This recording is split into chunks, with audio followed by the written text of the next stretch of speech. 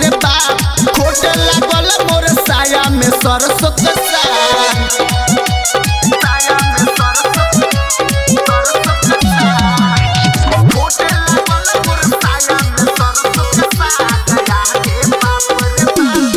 Music boy DJ Mohan.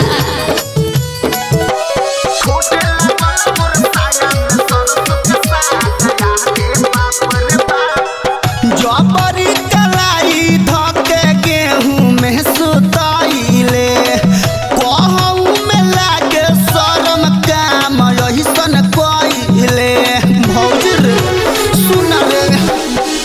जबरी कलाई धके गेहूं में सुताइले कहूं में लागे शरम काम यहीसन कइले लाजे लजैनी न कहीं बतैनी चलिल मुहावा छुपा के अब न कहियो जाइब रे भौजी दक्षिण सरहिया के ओरी बाटे साप रे साप खोट लागल मोर साया में सरसों के साग याह रे बाप रे बाप खोट लागल मोर साया में सरसों के साग।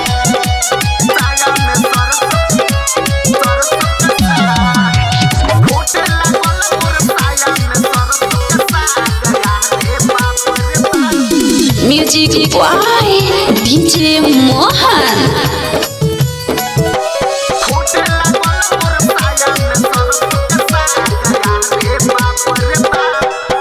कहिए सफेरा में ऊ हमरा रहेला गोल गोइनी धराई रे भौजी भागो पर जागोल माई बड़ा नस्ल रे भौजी।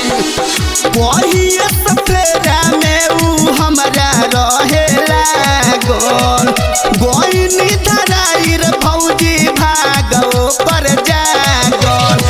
चंदन पांडे आर्यन से कहियो जाइब न भौजी रे भीरी संतोष राजा कुंदन सुना बड़ी कटावेल गिरी ढूंढी के लेवेल ना खोट लागल मोर साया में सरसों के साग याह रे बाप रे बाप खोट लागल मोर साया में सरसों के साग। Mix by Chandan Pandey.